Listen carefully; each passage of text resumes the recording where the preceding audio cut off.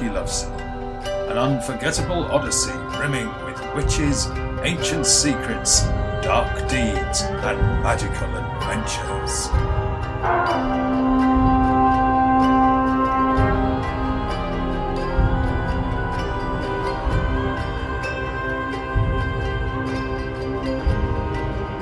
Part 7. The Solitary Witch.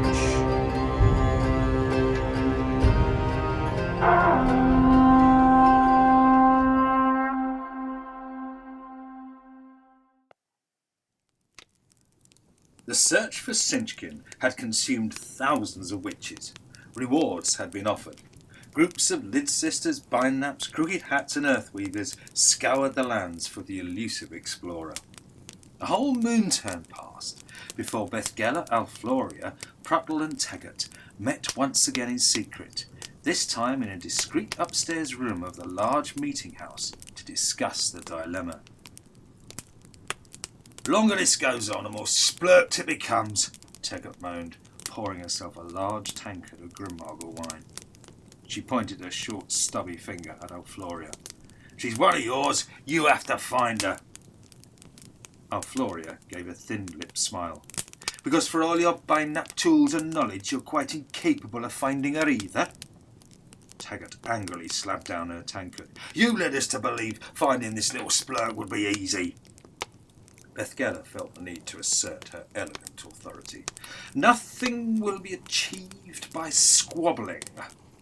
The search continues. We simply offer more rewards. Someone will find her soon. And when we have her, we'll make her Grand Zorkly High Priestess, then move on with our own plans." After the meeting ended, Pruttle pulled Taggart to one side, confidentially tipping her crooked hat and lowering her voice. "I may have something interesting." "Interesting," Taggart replied, watching Alfloria and Bethgella take to their brooms and roar away. "I found a solitary," Pruttle continued, her voice barely above a whisper.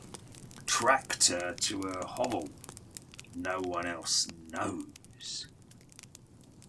"And? Why waste time looking for the Earthweaver when all we really need was the heart and mind of a solitary witch?" Taggart considered this, checking they were really alone. "The solitary's still in her hovel?" Pruttle nodded. "She never leaves. Too twizzled by the search for Sinchkin." Taggart slowly clicked her long tongue across her sharp teeth. "Brianna told us the next Zorkly High Priestess will be the one who brought the willing heart and mind of a solitary witch to this place. Problem is, I doubt this one will be terribly willing." Taggart reached into her tool belt and took out a thin, curved knife, its glinting edge wickedly sharp.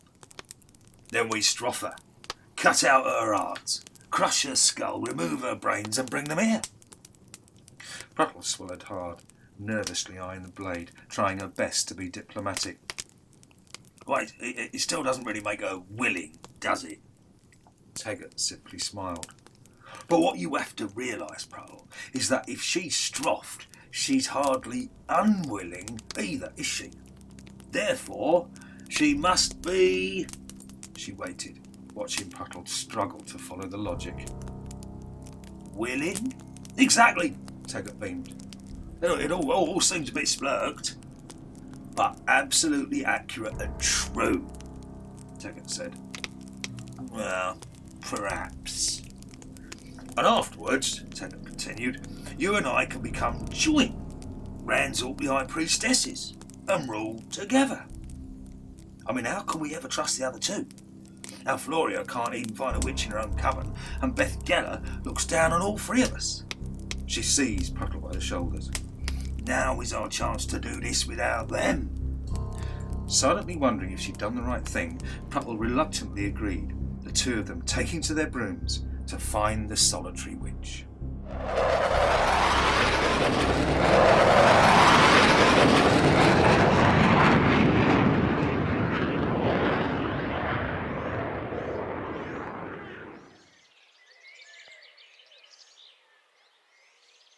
I know you're following me, Sinchkin announced as she headed deeper into the forest. Why don't you show yourself? It was her third day in and amongst the giant trees. She'd first spotted the beginnings of the thick woodlands from the coastal pathway, stopping to check her maps and realising she hadn't noticed the small valley on her previous visits. Intrigued, she'd headed into the cool gloom, stopping to make notes about the various abundant mosses and shrooms carpeting the rich, peaty floor. The deeper she went, the larger the trees became, and with it something rather unusual. Virtual silence. No creature scribbled amongst the fallen leaves, nothing crawled through the undergrowth, not a single bird call came from above. On her first night she slept soundly, waking in the early morning chill to the smoking embers of her dying campfire. She'd added dried twigs and leaves to revive the flames, and made herself a bottle leaf brew in her small hanging cauldron, still keenly aware of the silence. Twice it made her shudder, and she wondered whether to turn back, a thought quickly quashed by her urge to continue. After all, with no apparent predators, what harm could possibly befall her? Packing up, she put out the fire and set off, wand at the ready, just in case. It was towards the end of the day that she first heard the rustling. She peered into the dense maze of trunks and branches, prepared to send a stinging barouche at whatever or whoever was causing it. But nothing happened. Telling herself it was most likely a falling branch, she continued, threading her way through the trees, trying as best as possible to use the rays of the setting sun as her guide. When she finally made camp in a small clearing, she heard the noise a second time. Whatever it was clearly following her. That night she slept with her wand by her side. The next day the creature appeared to be getting bolder. At times she wondered if it was more than just one and she was being hunted by a pack. However, as far as she could tell, most noises came from above her head, or occasionally on the ground, the familiar chick, chick, chick accompanying them of a bird scrittling through the leaves. It was time, she decided, to confront whatever it was. Wand at the ready, she called out into the trees. I know you're following me. Why don't you show yourself? For a long time there was simply pressing silence, Sinchkin's ears straining to hear above her own shallow breathing. I mean you no harm. I have a little food, some water if you're thirsty. This time she jumped as a sudden thrashing overhead revealed a large black bird flying straight into the clearing to land and look right at her. It had to be one of the biggest birds she'd ever seen, a good head taller than her, with a long, dangerous beak. Trying not to look too twizzled, she took out some shrooms she'd gathered and scattered them on the ground, watching the bird listlessly peck at them, drawn by the witch's hat on its rather elegant head. I have completely no idea what you are, she quietly said, but you're welcome to what I have. The bird looked at her with piercing black eyes before suddenly shaking itself, outstretching its wings and literally shrinking before her eyes. Sinchkin had never seen anything like it before in all her life and many adventures. One moment it was looking down at her, the next had shrunk to a quarter of its original size. Before she could even gasp in surprise, it had risen from the ground and landed on her shoulder. She yelped, certain it would attack, yet the more she tried to twist and turn away, the harder the long talons dug in. Eventually she gave up struggling, realising the calmer she was, the less the bird painfully gripped her. For a full 2 minutes she simply stood in the clearing, trying to compose herself, making an elaborate gesture of slowly putting away her wand.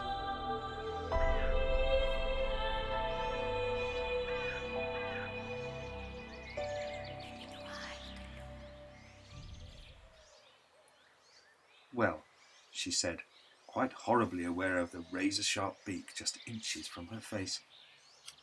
Whoever you are, it seems you're here to stay. She looked around.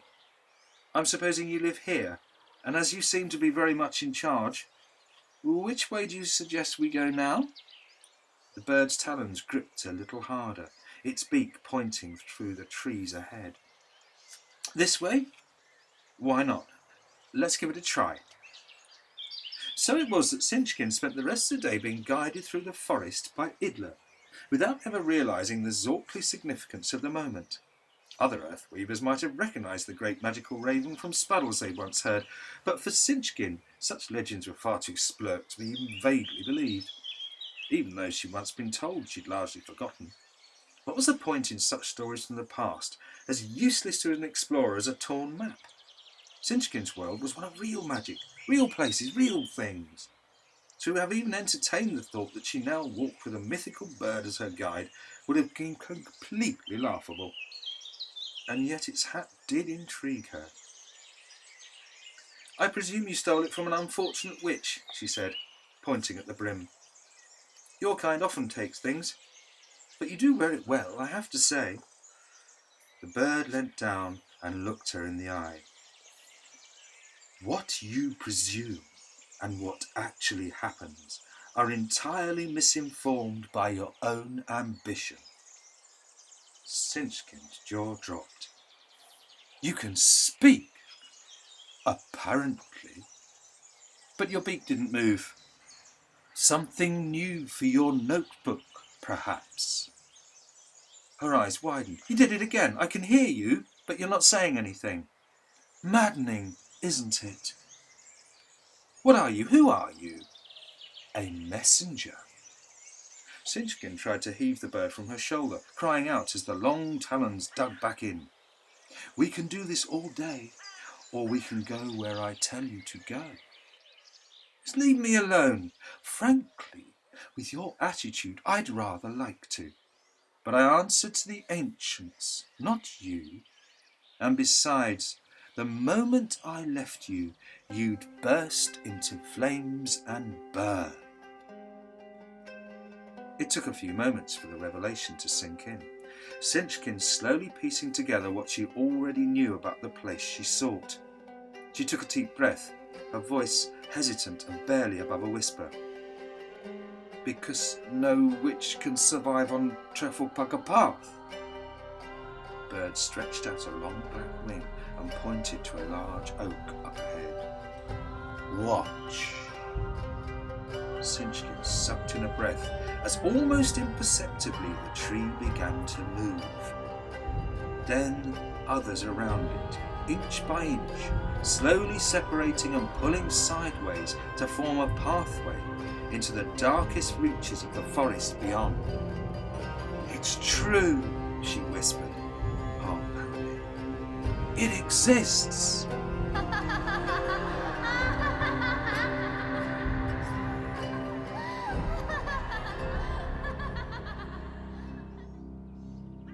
"Right now," Idla told her, "there are many witches looking for you. Great rewards have been placed for your capture. You are in danger. My duty is to protect and take you somewhere no witch would ever find you, or strough you if they tried." But Sinchkin wasn't listening. Nothing mattered to her outside this one magical moment. All her life she'd looked, but somehow, someway, she'd finally found an entrance to Trefflepugga Path. Or perhaps it had found her.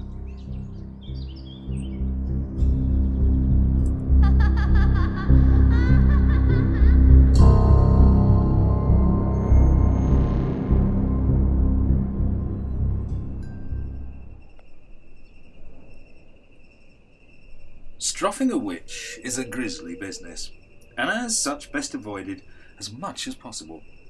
There are, unfortunately for the witches concerned, several options, all of them involving considerable pain and intense heat. The first and most reliable method is by way of a wand. Charge your wand by repeatedly shaking it. Then, when the end frizzes bright blue, send a white-hot stinging bruiser straight into your target. A close enough strike should accomplish the deed more or less instantly. However, a word of caution for the novice wand user: always strike from behind. If your intended victim gets the merest hint of your own intentions, she'll most likely turn, draw, charge and loose her wand faster than you could ever imagine.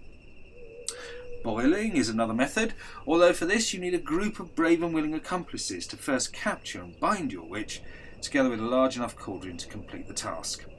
Smaller cauldrons can be used, but only if the witch can be forced in head first. A tricky, messy and dangerous business. Other methods include tricking witches into swallowing hot rocks, the use of heated spears, molten lead, and even slow roasting over an open fire. But these should only really be used by the most experienced witch, as the preparation and skill required can be really rather arduous. The most trusted method is, unsurprisingly, plain and simple, fire. Especially useful if it's a sleeping solitary witch who thinks herself safe in her hovel. Constructed from branches, animal pelts and dried leaves, hovels are dangerously ready-made for the purpose, as Teggett discovered when Pruttle led her to the secret discovery later that night. "You sure she's still in there?" Teggett asked, taking out her wand and licking her lips. Pruttle nodded, anxiously looking round. The small valley clearing seemingly deserted, the only noise the slow bubbling of a brook running contentedly under the clear moonlight. She watched Teggett take aim, wondering just how wise it had been to make a deal with her.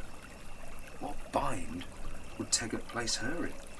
Could she really be trusted to share being Grand Zorkly High Priestess?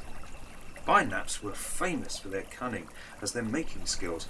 Just how splurked had she been to lead Teggett to this place? "Ready?" Teggett asked.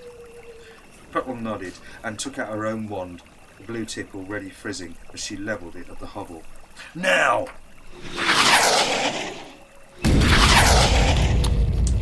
The Vrusha shot out, and in a moment the hovel was ablaze. Flames shot from the small, burning heap as a screaming witch emerged, clothes already on fire. Pruttle and Teggett swiftly loosed their wands again, sending fatal Vrushes no witch could ever withstand, before dragging the smouldering body out into the brook to douse the last of the flames and laying it back out on the bank, their breath coming in short gasps. "Well," Teggett managed to say, taking out a long knife, "after that, I suspect the rest is going to be thankfully much easier." Pruttle simply stood in shock, rooted to the spot, as if struggling to absorb what had just happened. "You were just as part of this as I was," Teggett reminded her. "No one forced your wand." "That was the most splurt thing I ever saw," Pruttle quietly said. "Well, it's just about to get a lot worse," Teggett replied, holding the point of the knife against the dead witch's chest. "But those that wish to wield a wand of power must also be prepared to wield a knife." She looked Pruttle directly in the eye. "Do I sense hesitation on your part?"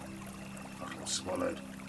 "Because, sister, if that be the case, then maybe power isn't something that you are ready for.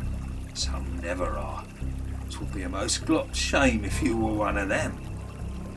Pruttle set her face, quickly snatching the knife from Teggett's hand. "I'm ready. More than ready. I'll do the heart. You do the brains." A few minutes later, they were done. The bloody heart and brains of the solitary witch safely in a cloth bag, the remains tossed back into the last of the burning hovel. Satisfied, Teggett cleaned her knife in the brook before the two of them set back off on their brooms to the great meeting hall, whooping with delight as they passed under the twinkling night sky.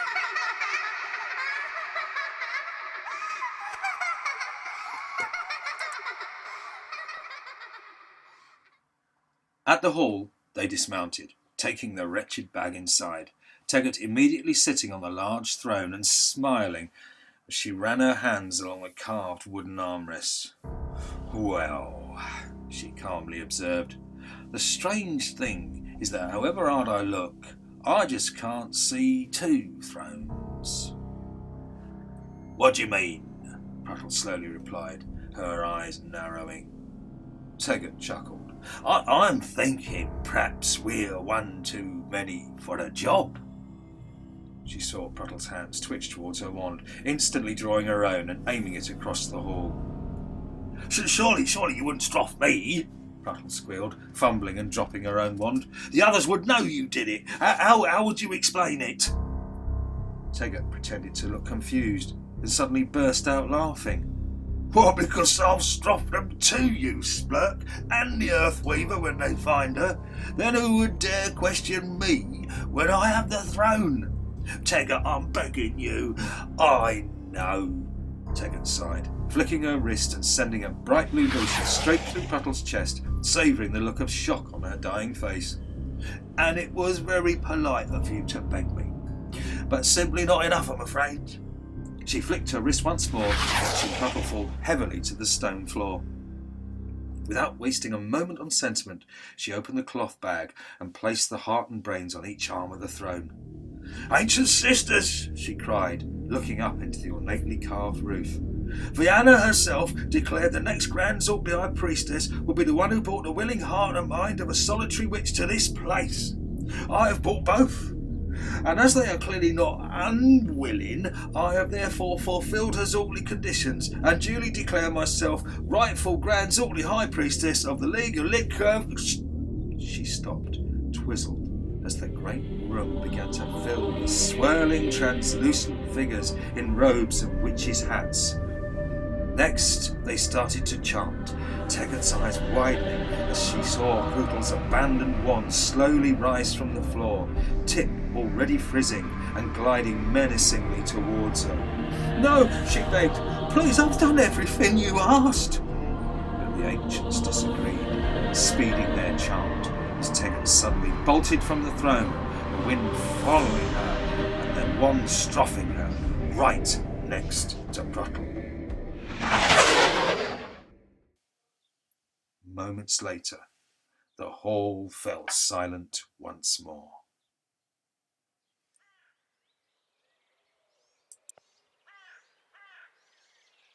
By nature, Sinchkin was nothing if not adaptable, and if the price for exploring this most curious and magical of places was merely to have a talking raven on her shoulder, then so be it. Granted, Idler's weight sometimes became uncomfortable, but even the bird seemed to be able to sense just when to switch shoulders, or even perch on our head when Sinchkin removed her hat. The long talons, though, were still sharp, but the ever-resourceful witch managed to soften their impact by placing rounded bark on her shoulders, tying it under her arms with reeds for Idler to perch on. We must look quite a sight, Idler silently observed, her words now freely accepted visitors in Sinchkin's mind. It's not us I'm looking at, Sinchkin replied, taking out her notebook and trying to sketch a distant mountain that seemed to move faster than a witch in flight. She cursed, closing the book, the drawing just a bad blur. It's useless. Nothing ever stays still, not for even the oidiest blink snap. It's Trefflepugga Path. What else did you expect? To map it? It will be like trying to stop water running through your fingers. As if to prove the point, the ground before them suddenly moved, splitting to reveal a small stream rising up in the gap, twisting and writhing like a snake. Sinchkin sighed. I just want to understand it. After all, why am I here if not to make sense of it? Once again, Idler explained to search the search to find and make her the Zorkli High Priestess. And once again, Sinchkin barely listened. What is it, Idler asked, that so irks you about the League? Irks me? Nothing irks me. Then leave here. Be found. Become Grand Zorkli High Priestess. It's a position of great honour. Sinchkin sat on the rich mossy grass, watching the landscape slowly change before her eyes, feeling it undulate, almost breathe beneath her. Idler climbed down onto her lap. This path was the beginning of everything, the very heartbeat and lifeblood of all that's truly magical. It was here many moon turns before any Dale's creature or witch. Some say it was the path itself that created all life, others that it was a Ramus, an all-seeing being who lives in the moon. But whatever the truth, few can deny that Trefflepugga Path is alive. It has whims, desires, a destiny beyond anything we could ever imagine. It only ever calls certain creatures to journey along it, and they only go where it decides. Many stroff here for reasons it alone knows. Others are given safe passage. Some of the best creatures never return, while the worst live on unharmed. But whatever its motives, it also brings such sheer magical beauty. Sometimes I think to stroff here might not be such a splurged thing. Sinchkin watched as an entire forest seemed to climb a large mountainside, thousands of trees rising from the ground and heading for the summit. Is this where you struck? My calling has no relevance. I serve a higher purpose now. Because you want to, or the path made you? There was a long silence. Each moment, Sinchkin, every blink snap, is always complete in itself. Your maps tell us nothing of the now, simply how the land was. Yes, each action is dependent on both a past and a future, that if we really looked and tried to understand, shape us equally.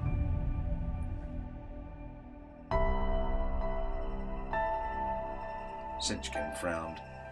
I think you've been eating too many bad shrooms, bird. They can play splurt games with your head, you know. Idler softly chuckled. Yet here you are, talking to a raven that never opens its beak. Sinchkin yawned, lying down, suddenly very tired.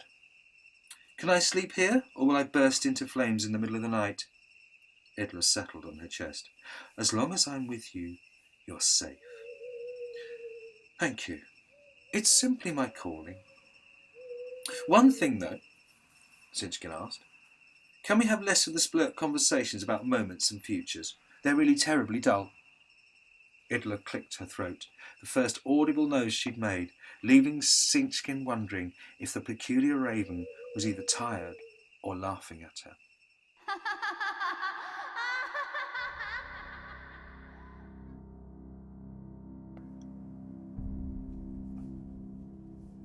You've heard about the other two?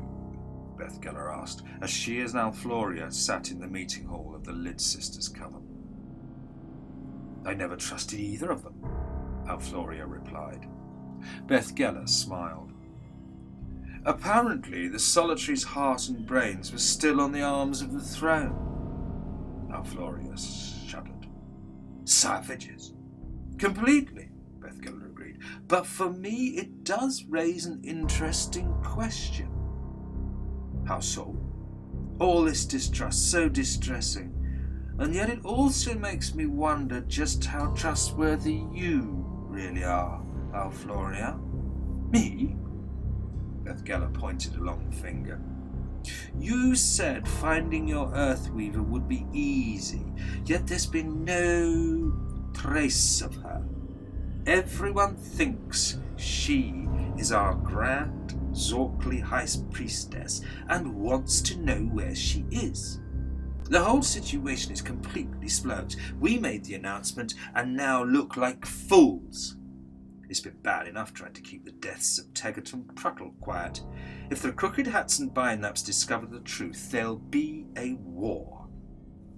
Alfloria watched as Beth Geller paced the hall. But I was their doing, not mine. They struffed the solitary, not me. I've stayed loyal by your side. Beth Geller slowly turned.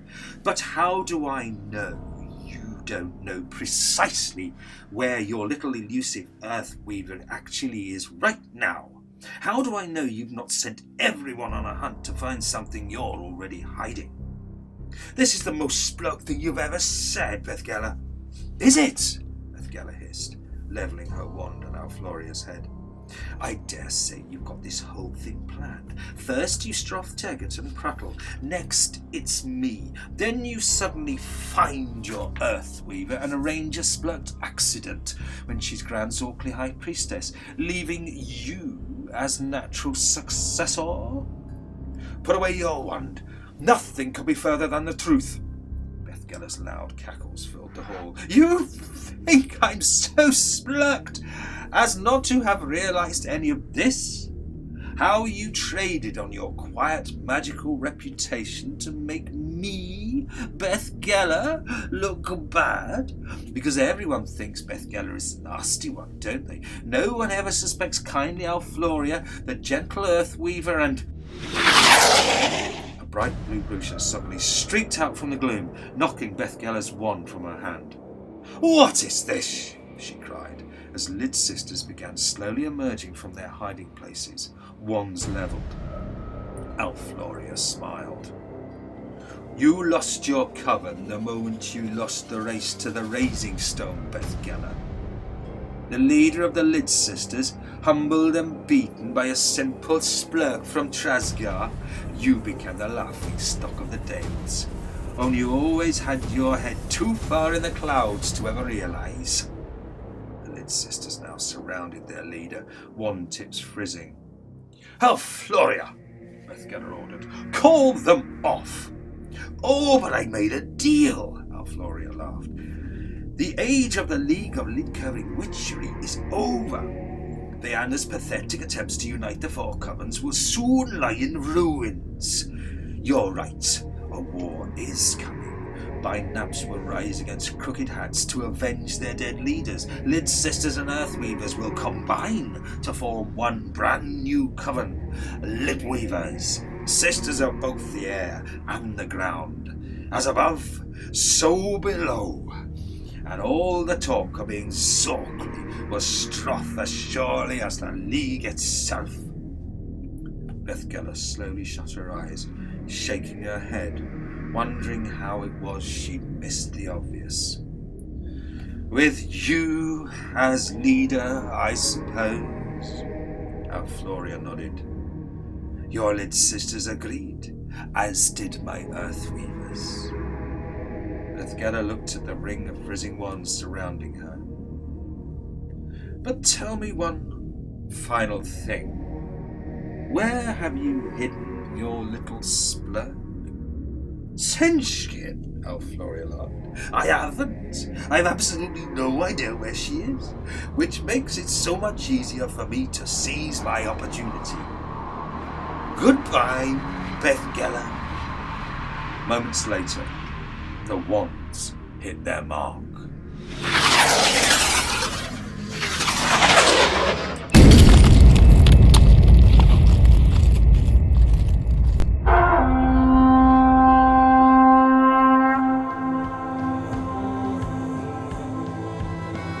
You have been listening to The League of Lid-Curving Witchery by Phil and Jackie Lovesey, adapted for your audio enjoyment by Ursula Grifftarth and Stoltz and Phil Lovesey, who would like to point out that no creature witches were harmed during the making of this Magicast. For more information about creature witches, the League, Matlock the Hare and the Magical Dales, simply visit www.matlockthehare.com.